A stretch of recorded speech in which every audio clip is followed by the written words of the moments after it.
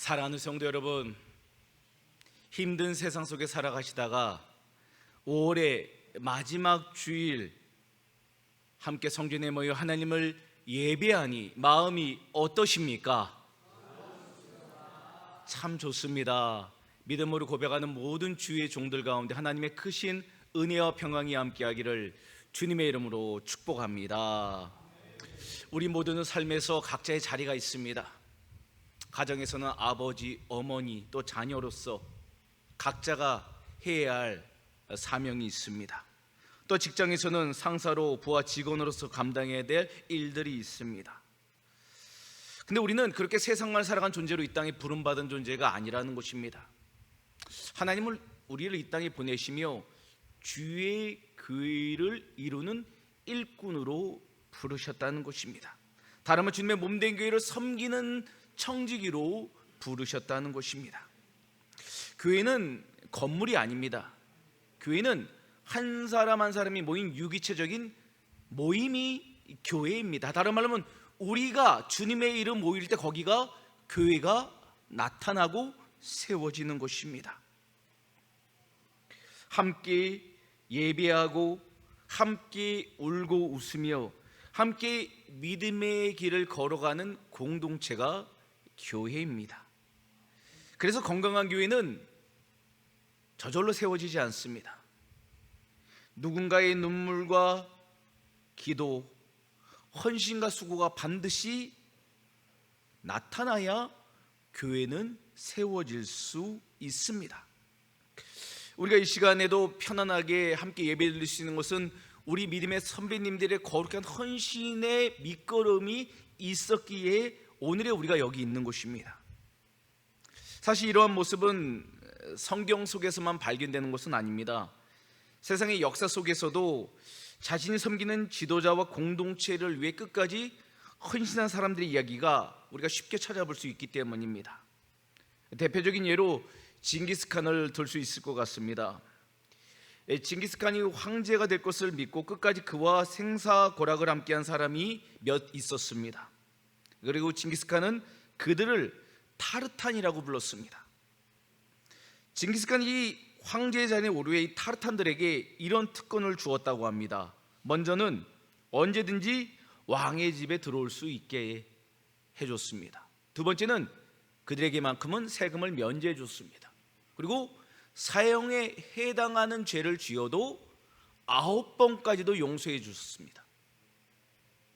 그리고 나라 안에서 가지고 싶은 땅을 얼마든지 가질 수 있도록 윤호해 주었습니다. 그리고 가장 중요한 6번째의 권리가 있는데 그건 이러한 권리는 그들의 4대 손까지도 허락되었다는 것입니다. 1대, 2대, 3대도 황송한데 4대까지라니요. 사형을 면제해 주는데 정말 성경의 말씀처럼 정말 많이 그 사형받을 죄를 참 탕감해 주니 정말 대단한 황제와 그의 타르탄이었던 것 같습니다. 세상의 왕도 자신에게 충성한 사람들을 이렇게 대우한다면 하물며 온 세상의 왕 되신 하나님께서 주님의 몸된 교회를 위해 충성된 일꾼들을 얼마나 귀하게 여기실까요?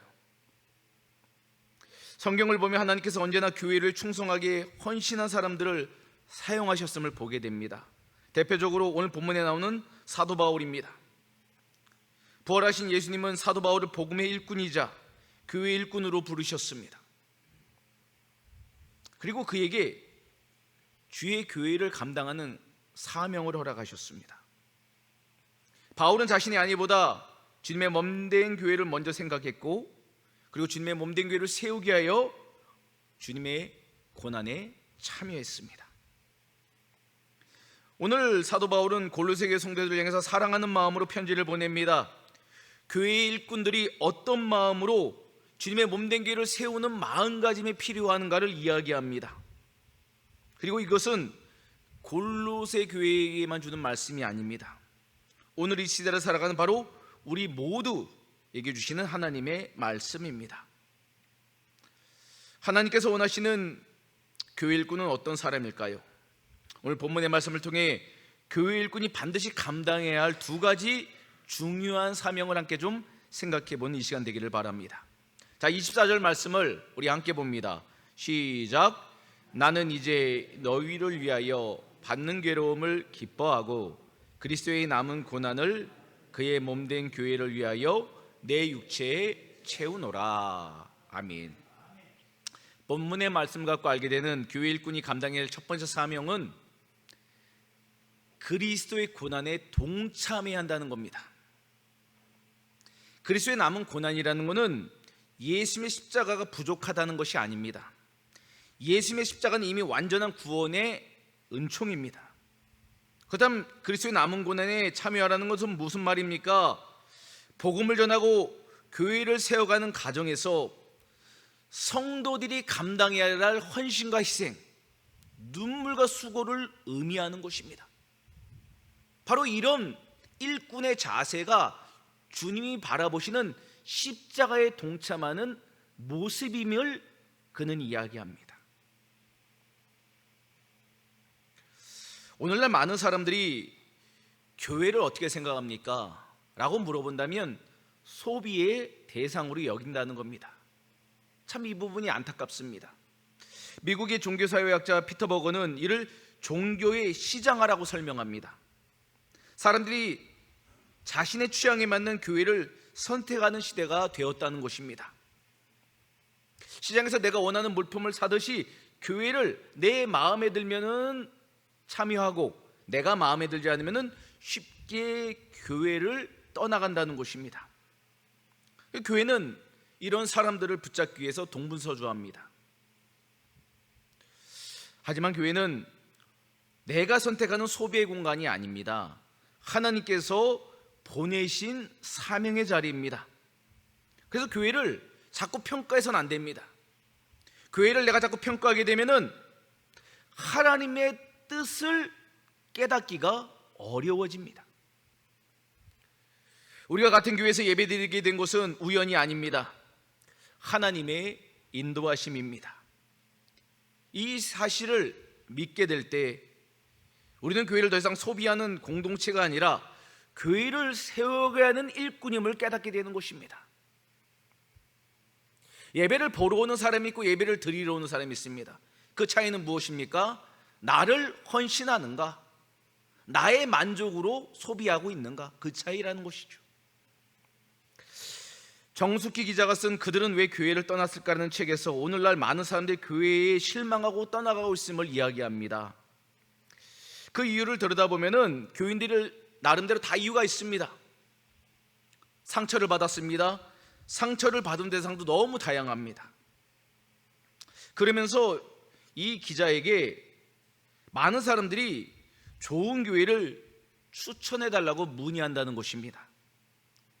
그때 이 정숙희 기자는 그분들에게 이런 대답을 보내줬다고 합니다. 어느 교회를 다니든지 당신이 담임으로 좋아지는 교회가 좋은 교회입니다.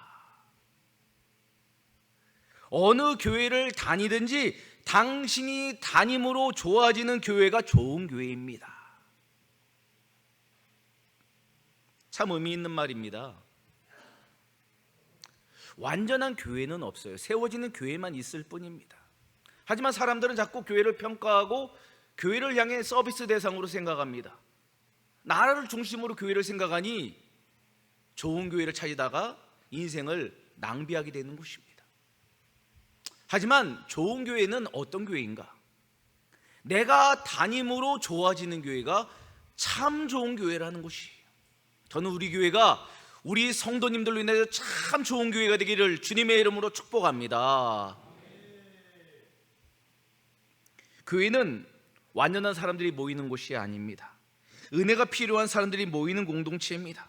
그러므로 우리는 교회를 판단하는 자리에 내려와서 교회를 세우는 일꾼의 자리로 내려가야 합니다. 왜 하나님이 우리를 이 교회로 부르셨습니까? 우리 교회를 주님의 몸된 교회로 세우라고, 헌신하라고, 기도하라고, 그리스도의 남은 고난에 참여하라고 부르셨다는 것입니다. 그러므로 교회 생활, 신앙생활 편하게 하려고 하지 마십시오. 주일 예배만 마치고 나가는 관객처럼 살아가지 마십시오. 교회는 영화관이 아닙니다. 교회는 콘서트홀이 아닙니다. 교회는 내가 즐기는 레크리에이션 공동체가 아닙니다. 교회는 예수님의 몸입니다. 교회를 사랑하는 것은 그래서 머리 대신 우리 주님을 사랑하는 것입니다. 그래서 교회를 섬기는 것은 나를 위해 죽으신 예수 그리스도를 섬기는 것이라고 주님은 인정하신다는 것이죠. 그랬기에 사도 바울은 그리스도를 위한 고난에 참여하며 교회를 위한 수고를 마다하지 않은 것입니다. 그의 시선은 고난 자체에 있지 않았습니다. 그 고난 너머에 계신 우리 주님께 그의 시선이 고정되었습니다. 십자가의 의미를 알지 못하면 작은 어려움에도 쉽게 낙심하게 되고 넘어지게 되고 시험 들게 됩니다. 하지만 교회를 위한 고난의 의미를 깨닫게 되면은 이 고난도 주님이 주신 교회를 세운 사명위능을 알게 되니 그 고난과 그 수고도 감사히 여길 수 있는 것입니다. 우리 교회 97년간에 많은 희노애락이 있었습니다. 좋은 일만 있진 않았을 것입니다. 어려운 일도 있었을 것입니다. 그 어려운 일을 우리가 참고 인내했다면 그것이 단순히 인간의 수고를 넘어서 상급이 되어야 됩니다. 그러면 어떻게 됩니까?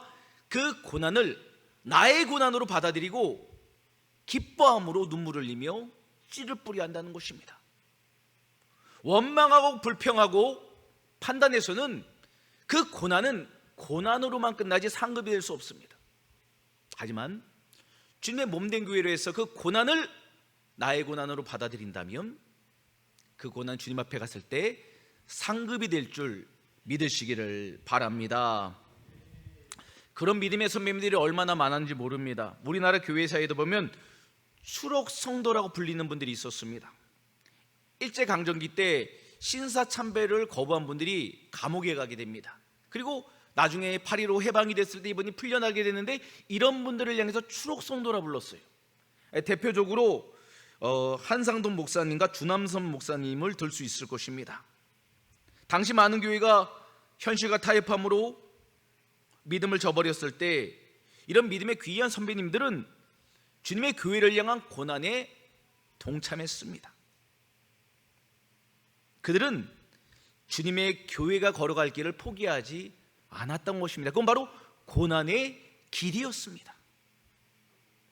사도 바울도 복음을 위해 주님의 교회를 위해 감옥에 갇히는 것을 두려워하지 않았습니다. 우리가 이 고난을 얘기하면 우리는 신앙 때문에 고난받지는 않습니다. 감옥에 가지는 않습니다. 누가 우리를 죽이려 하지도 않습니다. 그러나 여전히 우리 모두는 그리스도의 몸된 교회를 위한 고난에 참여할 수 있다는 것입니다. 무엇입니까? 믿음 지키기 위하여 손해 감수할 수 있어야 합니다. 정직하게 살기 위하여 불편을 받아들여야 합니다. 복음을 전하다가 오해를 받을 수도 있습니다. 무엇보다도 주님의 교회를 위하여 헌신하면서 어려움 당할 수도 있습니다. 이 모든 것이 주님의 남은 고난에 참여하는 교회를 세우는 일꾼의 모습입니다. 우리는 때로 예배에서는 헌신을 다짐하면서도 실제 삶에서는 작은 불이익을, 작은 손해에도 부담스러워할 때가 종종 있을 것입니다. 하지만 우리의 믿음은 십자가의 고난은 교회에서만 나타나는 것이 아니라 삶의 영역으로 열매로 나타나야 한다는 것입니다. 주님의 교회를 위해 눈물로 기도해 본 사람, 묵묵히 헌신해 본 사람, 때로는 손해를 감수하면서 교회를 세우는 일에 힘써 본 사람이 교회를 사랑하는 사람입니다. 사도 바울과 많은 믿음의 선배들의 발치를 따라서 우리들도 그리스도의 남은 고난에 참여하는 주의 교회를 세우는 일꾼으로 헌신하기를 주님의 이름으로 축복합니다. 우리 25절 말씀을 우리 함께 보겠습니다. 시작. 내가 교회의 일꾼 된 것은 하나님이 너희를 위하여 내게 주신 직분을 따라 하나님의 말씀을 이루려 함이니라. 아멘. 우리 두 번째 본문을 가지고 생각해 볼 수 있는 교회 일꾼이 감당해야 될 것은 무엇일까요? 바로 온전한 사람을 세우는데 힘써야 한다는 것입니다. 우리가 일꾼으로 부름받은 것은, 직분자로 부름받은 것은 명예의 감투가 아닙니다. 할 일이 있습니다. 그것은 한 사람 한 영혼을 주님의 형상으로 세우는데 우리의 직분의 목적이 있다는 것입니다. 그래서 여기에서 지금 사도 바울은 직분을 이야기합니다. 직분이라는 것은 집을 돌아보는 직책을 의미합니다. 집안을 돌보고 관리하는 행위를 말합니다. 곧 청지기를 뜻한다는 겁니다. 직분자는 청지기라는 것입니다. 그래서 직분자들은 말씀으로 성도를 돌보고 양육하고 믿음 안에서 성장하도록 돕는 자들이에요. 목회자만이 아니라 모든 믿음의 청지기들은 다 그 직분자라는 것입니다. 다른 말로 하면은 많은 사람을 모으는 데 관심을 갖는 것보다 더 중요한 게 있다는 겁니다. 그거는 한 영혼을 믿음 가운데 세우는 것입니다. 이게 모든 직분자들의 관심이 돼야 돼요. 한 영혼이, 한 사람이 지금 주님을 닮아가고 있는가, 거기에 초점을 맞추는 게 교회의 일꾼의 모습이라는 것입니다. 한 사람을 주님 안에서 성장시키고 온전히 세우는데 관심을 갖는 것이 매우 중요한 교회의 건강성입니다. 그래서 28절 말씀을 보면 함께 보겠습니다. 시작. 우리가 그를 전파하여 각 사람을 권하고 모든 지혜로 각 사람을 가르침은 각 사람을 그리스도 안에서 완전한 자로 세우려 함이니. 아멘. 여기에서 얼마나 사도 바울이 한 사람 한 사람이 중요하냐면 각 사람이라는 표현을 3번이나 반복적으로 설명하고 있습니다. 왜요? 어떤 것보다 교회에 중요한 것은 한 영혼이라는 거예요. 한 영혼. 한 영혼을 세우는 게 교회를 세우는 일이기에 그는 강조하고 있습니다. 한 사람을 세우기에 권면하고 가르치고 그를 향해 기도해 주는 것, 이것이 직분자의 사명입니다. 오늘 우리 교회 안에도 연약한 성도들이 있을 것입니다. 새 가족도 있을 거고 말씀이 익숙해진 성도님도 있을 것입니다. 또한 과거의 상처와 아픔으로 힘들어하는 분들도 있을 것입니다. 근데 교회 일꾼은 이런 분들을 외면하는 사람이 아닙니다.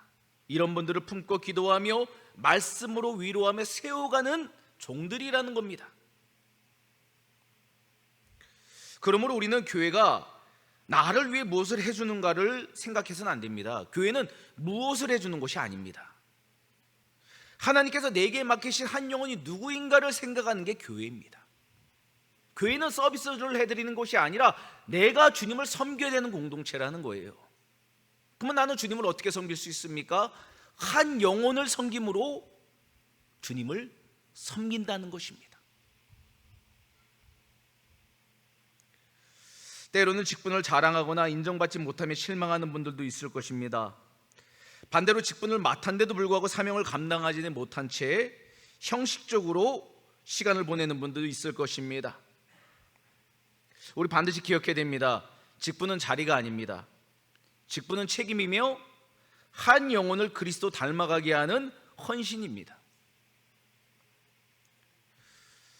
하나님께서 우리를 직분자로 세우신 것은 우리를 높이기 위함이 아닙니다. 우리를 통해서 다른 영혼이 주님을 닮아가도록 돕기 위함입니다.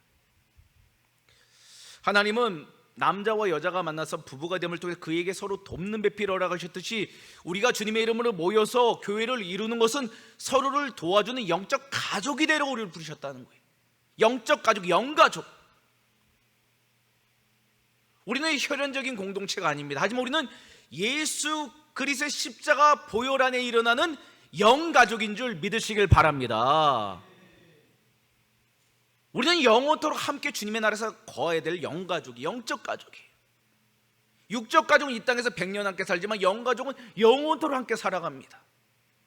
그래서 함께 지어져가는 교회를 배워가는 것은 너무 중요한 교회의 덕목인 것입니다. 일꾼의 자세인 것입니다. 기러기들은 먼 거리를 이동할 때 V자 대형으로 날아갑니다. 그 이유는 서로의 날개짓이 만드는 상승기류를 이용해서 힘을 덜 들이고 더 멀리 날아가기 위해서입니다. 맨 앞에 기러기가 가장 힘들기 때문에 지치면 뒤에 기러기가 앞으로 나와 대신 날아갑니다. 공동체를 이끌어갑니다. 이렇게 협력하면 혼자 날 때보다 훨씬 먼 거리를 날아가게 되는 것입니다. 주님께서 우리를 주님의 몸된 교회로 부르시는 이유가 무엇입니까? 목사를 세우고 장로님을 세우시고 안수 집사님, 권사님, 집사님, 성도님들을 부르신 이유가 뭡니까? 영적인 날개를 펴고 하나님의 나라를 위해서 날아오르라는 것입니다. 영적인 권세를 나타내라는 것입니다. 목회자가 힘들 때는 장로님이 도와주시고, 장로님이 힘들 때 옆에서 안수 집사님이 붙잡아 주시고, 눈물로 권사님들이 힘을 써주시고, 성도들이 함께 응원하는 영적 기러기 공동체가 되라는 것이죠. 이게 무엇입니까? 이게 바로 교회를 세워가는 영적 원리라는 것입니다. 우리 혼자서는 신앙생활 할 수 없습니다. 잘할 수는 더 없습니다. 함께 연합해야 됩니다. 성삼위 하나님께서 한 몸으로 이루신 것처럼 교회는 주님 안에서 하나가 되어야 됩니다. 그러기 위해서는 한 사람 한 사람, 한 영혼 한 영혼이 주님의 뜻 가운데 세워져 가는 한 몸됨이 필요합니다. 이 일을 위하여 우리 직분자들이 부름받았다는 것입니다. 에베소서 4장 11절과 12절 말씀을 우리 한 절씩 교독합니다. 그가 어떤 사람은 사도로, 어떤 사람은 선지자로, 어떤 사람은 복음 전한 자로, 어떤 사람은 목사와 교사로 삼으셨으니 이는 성도를 온전하게 하여 봉사의 일을 하게 하며 그리스도의 몸을 세우려 함이심이라. 아멘. 왜 하나님 우리를 부르셨다고요? 우리 한 사람 한 사람을 온전하게 세워 주님의 맡겨진 사명 감당하도록 교회로 부르셨다는 거예요. 여기서 온전하다는 것은 더 이상 성장이 필요 없는 목표에 도달한 성숙한 상태를 의미합니다. 이게 온전함이에요. 그래서 온전한 사람은 단수형으로 사용됐습니다. 이게 무슨 말입니까? 교회 전체를 그리스도의 한 몸으로 바라봤다는 거예요. 그러니까 한 사람이 온전하게 세워지는 것이 한 사람이 세워지는 게 아니라 교회가 세워지는 것이다 라고 이야기한다는 것이죠. 다른 말로 개인 한 사람이 성장할 때, 성숙해질 때 교회도 함께 성장하고 성숙해진다는 것입니다. 교회의 진정한 부흥은 숫자의 증가가 아닙니다. 성숙의 깊이에 있습니다. 한 사람이 변화되고 또 다른 한 사람이 세워지는 것, 이게 건강한 교회입니다. 그러므로 교회 일꾼은 한 사람을 세운 데 힘을 써야 합니다. 한 사람을 사랑하기 위하여 온 마음을 드려야 합니다. 목사님, 한 사람 사랑하는 거 너무 힘이 듭니다. 너무 힘이 들어요. 어찌하면 좋습니까? 빌립보서 4장 13절 말씀 우리 함께 봅니다. 시작. 내게 능력 주신 자 안에서 내가 모든 것을 할 수 있느니라. 아멘. 고난이 쉽다는 표현이 아닙니다. 고난은 십자가고 어려워요. 사도 바울도 고난이 힘들었어요. 하지만 그는 감옥에서도 예수 그리스도를 바라봤어요. 감옥의 답답한 문을 바라본 것이 아니라 그 속에 함께 하시는 임마누엘의 예수님을 바라봤다는 거예요. 우리가 한 영혼 살리려면 얼마나 힘듭니까? 자존심도 상하고 물질도 사용해야 되고 시간도 써야 되고 많은 것들이 허비될 수도 있어요. 그런데 그 모습을 주님이 바라보고 계시다는 거예요. 거기서 용기와 힘을 얻으라는 거예요. 한 영혼을 포기하지 말라는 것입니다. 이게 직분됨의 모습이고 그 직분자를 통해 주님은 교회를 세우시기를 원하신다는 것입니다. 사랑하는 여러분, 우리는 교회를 통해 섬김을 받는 사람입니까? 아니면 교회를 세워가는 사람입니까? 직분을 명예로 생각하십니까? 사명으로 생각하십니까? 성도의 부족함을 말하는 사람입니까? 한 영혼을 품고 기도하는 사람입니까?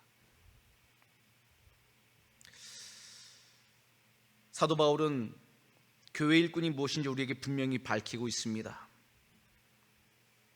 고난을 두려워하지 않고 한 영혼을 온전히 세우는 것, 이게 일꾼의 자세입니다.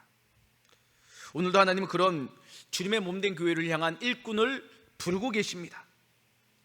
소비하는 사람이 아니라 세우는 사람, 판단하는 사람이 아니라 품는 사람, 높은 자리를 구하는 사람이 아니라 십자가를 지는 사람을 기다리고 계십니다. 바라기는 우리 모두가 사도 바울처럼 그리스도의 남은 고난에 동참하며 한 영혼을 온전하게 세우는 충성된 주님의 교회의 일꾼이 다 되기를 주님의 이름으로 축원합니다. 아멘.